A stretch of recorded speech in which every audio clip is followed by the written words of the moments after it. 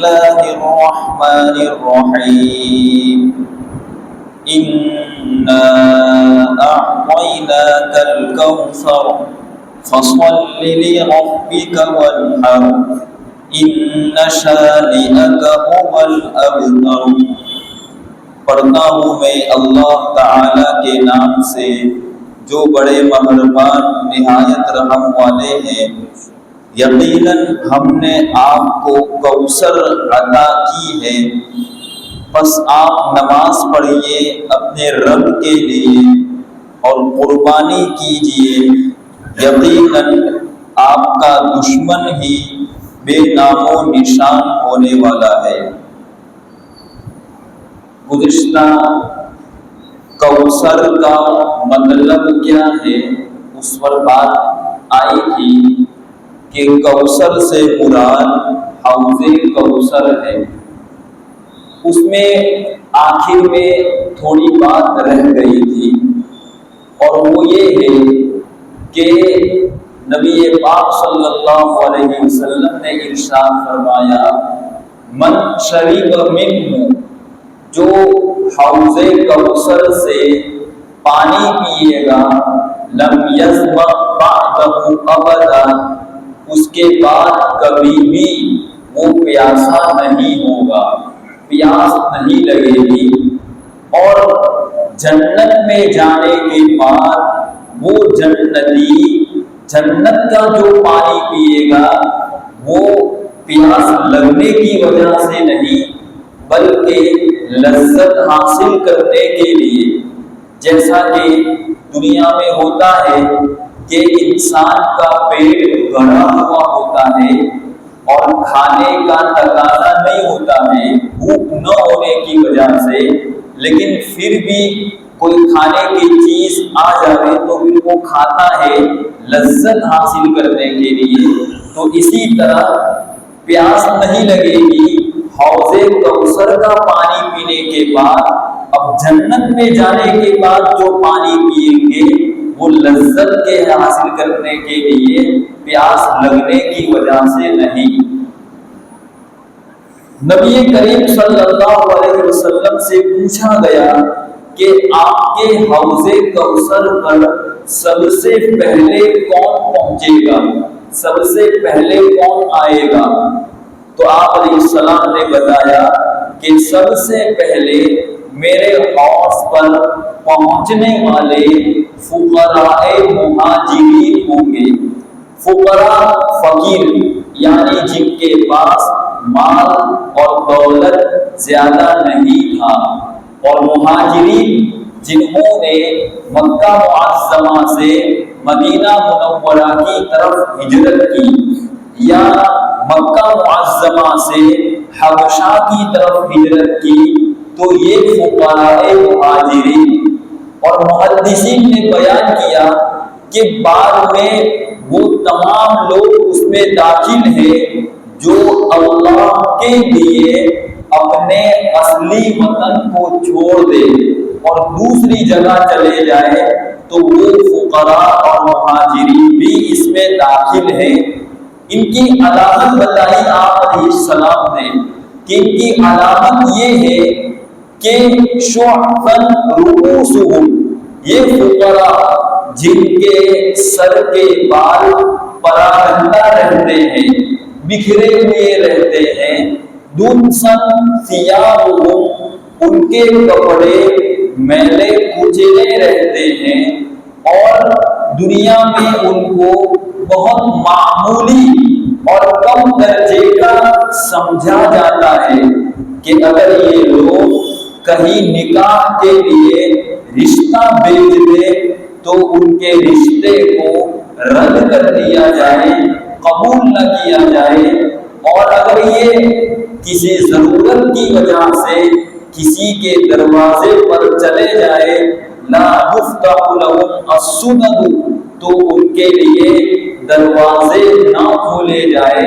مطلب دنیا میں ان کو لوگ معمولی سمجھتے تھے، ان کے پاس مال اور دولت کم تھا، لیکن اللہ کی نگاہ میں یہ لوگ بڑا اونچا مقام رکھتے ہیں، جس کی وجہ سے ایسے لوگ سب سے پہلے حوض کوثر پر نبی پاک صلی اللہ علیہ وسلم کے پاس پانی پینے کے لیے پہنچیں گے۔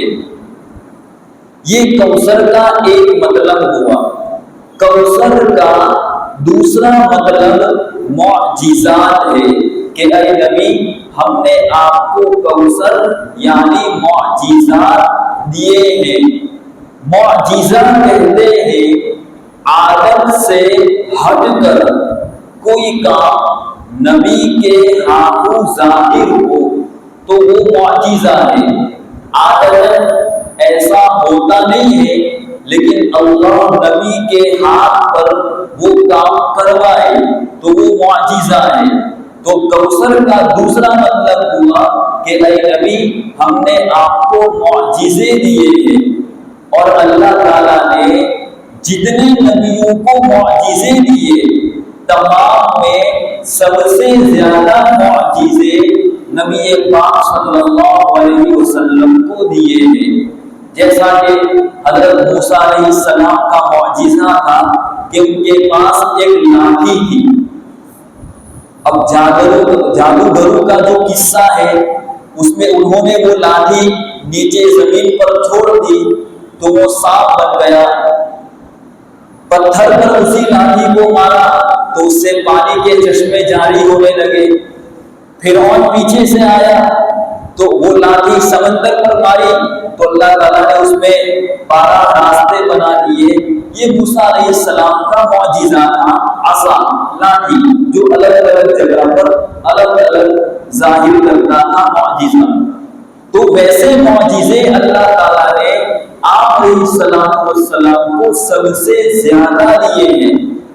اور ایک کتاب ہے الخصائص الکبریٰ، اس میں آپ صلی اللہ علیہ وسلم کے بڑے بڑے معجزے 300 بتائے ہیں، اور چھوٹے چھوٹے معجزے اس کے علاوہ، جیسا کہ صلح حدیبیہ کے موقع پر سخت گرمی تھی، بخاری شریف کی روایت میں ہے، تو صحابہ کرام نے آپ علیہ السلام سے کہا کہ پانی موجود نہیں ہے اور ہمیں پانی کا تقاضا ہے، اور بس ایک چھوٹا سا پیالہ تھا جس میں پانی بھرا ہوا تھا، تو آپ علیہ السلام نے اپنا ہاتھ مبارک وہ پیالے میں ڈالا اور پھر نکالا تو آپ علیہ السلام کی انگلیوں مبارک سے پانی بہتا ہو گیا۔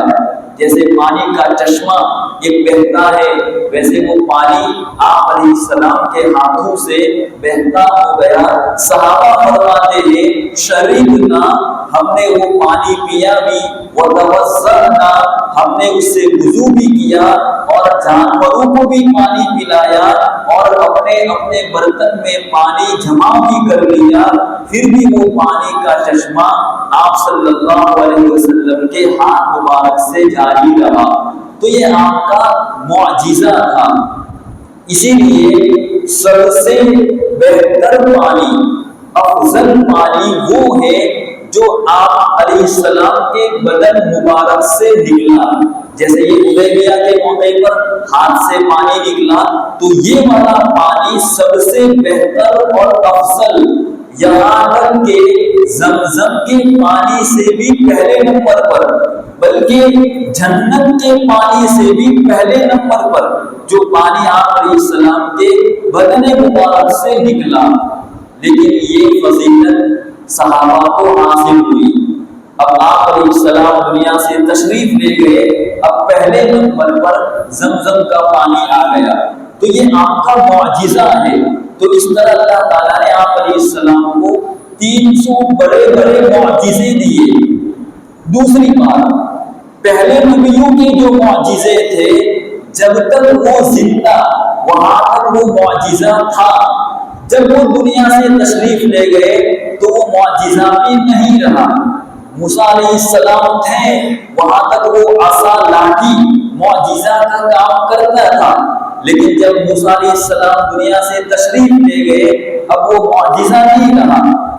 لیکن نبی پاک صلی اللہ علیہ وسلم کے دو معجزے ایسے ہیں کہ وہ آپ کے دنیا سے جانے کے بعد بھی باقی ہیں، اور وہ دو معجزے جو آپ دنیا سے تشریف لے گئے پھر بھی باقی ہے، ان میں ایک معجزہ قرآن پاک ہے۔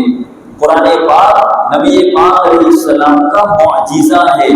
اسی وجہ سے ہم دیکھتے ہیں کہ یہ 15ویں صدی چل رہی ہے، لیکن اس قرآن میں حرف آگے پیچھے ہو، زبر زیر آگے پیچھے ہو، وہ تو دور کی بات ہو گئی، اس کا ایک نقطہ بھی آگے پیچھے نہیں ہوا اور کوئی کر بھی نہیں سکے گا۔ اور 9 سال کا 10 سال کا چھوٹا بچہ ہے اور وہ پورا قرآن 2 سال میں، 2.5 سال میں، 1 سال میں اپنے سینے میں محفوظ کر دیتا ہے، یاد کر دیتا ہے۔ جبکہ 50 پیج کی چھوٹی سی کتاب ہو اور وہ یاد کرنے کی ہو بہو تو بھاری پڑتا ہے، یاد نہیں ہوتا ہے۔ اور یہ بڑا قرآن چھوٹا بچہ تھوڑے وقت میں اپنے سینے میں یاد کر لیتا ہے۔ یہ نبی پاک صلی اللہ علیہ وسلم کا معجزہ ہے۔ اور اللہ تعالیٰ نے قرآن کریم میں ان عرب کو جو عرب ہمارے نبی کے زمانے کے تھے اور ان کی عربیت میں بہت بڑی مہارت تھی اور وہ اس پر وہ فخر کرتے تھے، اللہ نے ان سے کہا کہ اگر تم سے ہو سکے تو تم ہمارے جیسا کلام لے کر آؤ، اور تم اپنے ساتھ جن کو لا سکتے ہو سب مل کر ایک دوسرے سے مدد لے کر ہمارے جیسا کلام اور قرآن پیش کرو اگر تم کر سکتے ہو۔ وہ نہیں کر سکے تو اللہ تعالیٰ نے تھوڑا نیچے اتر کر کہا کہ چلو پورا قرآن نہیں تو کم از کم قرآن کے جیسی 10 سورتیں لے آؤ، تو وہ بھی نہیں کر سکے۔ تو اللہ تعالیٰ نے نیچے اتر کر اور کہا کہ 10 سورتیں نہیں کر سکتے تو 1 سورت قرآن کے جیسی لے آؤ، تو وہ بھی نہیں کر سکے۔ اللہ تعالیٰ نے فرمایا فَإِن لَمْ تَفْعَلُوا وَلَن تَفْعَلُوا، تم نے یہ کام کیا نہیں اور تم سے ہونے والا بھی نہیں ہے کہ تم ہمارے جیسا کلام لاؤ۔ اور اسی وجہ سے اِنَّا أَعْطَيْنَاكَ کے شروع میں آیا تھا کہ جب آپ علیہ السلام نے یہ اِنَّا أَعْطَيْنَاكَ الْكَوْثَرَ کی صورت لکھ کر کے بیت اللہ پر لگائی تو وہاں جن جن لوگوں کی باتیں اور مضامین لکھے ہوئے تھے سب نے اتار دیے اور سب کے مضامین پیچھے ہو گئے، اور یہ اِنَّا أَعْطَيْنَاكَ الْكَوْثَرَ کی صورت آگے نکل گئی۔ تو یہ قرآن پاک کا معجزہ ہے۔ اللہ نبی پاک علیہ السلام نے فرمایا خیرکم من تعلم القرآن وعلمہ، اسی وجہ سے کہ ایک بہت بڑا معجزہ ہے، تم میں بہترین وہ ہے جو قرآن کو سیکھے اور سکھائے۔ اور اگر کوئی بندہ قرآن کو سیکھے اور سیکھتے سیکھتے دنیا سے چلا گیا تو اللہ کے یہاں وہ قرآن سیکھنے والوں میں شمار ہوگا۔ تو ایک تو یہ معجزہ آج بھی باقی ہے۔ دوسرا آپ کا معجزہ، جن لوگوں نے حج کیا ہے وہ بھائی جانتے ہیں کہ 10 ذی الحجہ، 11 ذی الحجہ اور 12 ذی الحجہ، یہ 3 دن رمی جمرات یعنی وہ شیطان کو کنکری مارنا ہے حج کے موقع پر، اور 3 جمرات ہے، 3 وہ شیطان کی وہ علامتیں بنائی ہوئی ہے، وہاں 3 دن مارنا ہے، اور ایک پر 7، دوسرے کو 7 اور تیسرے کو 7، تو ملا کر 21 کنکریاں ہوئی۔ اور حجاج کرام کتنے ہوتے ہیں؟ تقریباً 40 لاکھ 45 لاکھ۔ تو ایک حاجی 3 دن تک کنکری مارے گا، تو عقل یہ کہتی ہے کہ وہاں کنکریوں کا ڈھیر ہو جانا چاہیے، کنکریوں کا گویا ایک پہاڑ ہو جانا چاہیے، لیکن ہم جانتے ہیں کہ وہاں کوئی انتظام بھی نہیں ہے، کوئی ایسا انتظام ہو کہ وہ کنکریاں اٹھا کر کے وہاں سے دوسری جگہ ڈال دی جائے، ایسا کوئی انتظام بھی نہیں ہے۔ خود بخود ایسا ہے کہ وہاں کنکریاں دکھتی نہیں ہے تھوڑی کنکریوں کے سوا۔ حضرت ابو سعید خدری رضی اللہ تعالیٰ فرماتے ہیں کہ میں نے نبی علیہ السلام سے اس کی وجہ پوچھی کہ ایسا کیوں؟ تو آپ صلی اللہ علیہ وسلم نے ارشاد فرمایا کہ وہاں اللہ کی طرف سے فرشتے مقرر ہیں، اور جن لوگوں کا حج قبول ہو جاتا ہے فرشتے وہاں سے وہ کنکریاں اس کی اٹھا لیتے ہیں، اور جس شخص کا حج قبول نہیں ہوتا وہ کنکری اس کی وہی کی وہی پڑی رہتی ہے، اور وہاں بہت کم کنکریاں نیچے پڑی رہتی ہے، زیادہ نہیں ہوتی ہے۔ وہ کہ جن کی کنکریاں وہیں پڑی رہی ان کا حج قبول نہیں ہوا، اور جو کنکریاں چلی گئی فرشتوں نے وہاں سے اٹھا لی، ان لوگوں کا حج قبول ہو گیا۔ اب ہر سال جتنے حاجی حج کرنے جاتے ہیں وہ اپنی آنکھوں سے ان 3 جمرات اور شیطان کی جگہ پر دیکھتے ہیں کہ یہاں کنکریاں نظر ہی نہیں آتی، گویا نبی پاک صلی اللہ علیہ وسلم کی بات کی سچائی وہ اپنی آنکھوں سے دیکھ رہے ہیں کہ کنکریاں ہے ہی نہیں۔ آپ کی بات سچی ثابت ہو رہی ہے جو آپ نے فرمائی تھی۔ حالانکہ آپ کے زمانے میں تو حاجی کم تھے ہمارے زمانے کے مقابلے میں، اب اتنے سارے حاجی جاتے ہیں تب بھی وہاں کوئی انتظام نہیں کہ کنکریاں اٹھانے والی کوئی مشینیں ہو، کوئی چیز ہو اور وہاں سے کنکریاں اٹھانی پڑے۔ یہ آپ صلی اللہ علیہ وسلم کا دوسرا معجزہ کہ آپ کی بات کی سچائی ہر حاجی اپنی آنکھ سے دیکھتا ہے۔ تو یہ 2 معجزے آپ کے باقی ہیں۔ تو کوثر کا دوسرا مطلب ہوا اے نبی ہم نے آپ کو بہت سے معجزات دیے ہیں۔ کوثر کا تیسرا مطلب اولاد، کہ اے نبی ہم نے آپ کو کوثر یعنی اولاد دی ہے۔ پہلے بات آ چکی ہے کہ آپ علیہ السلام کی 7 اولاد تھی، 4 بیٹیاں اور 3 بیٹے۔ 3 بیٹے قاسم، عبداللہ اور ابراہیم رضی اللہ عنہم، یہ تو بچپنے میں وفات پا گئے۔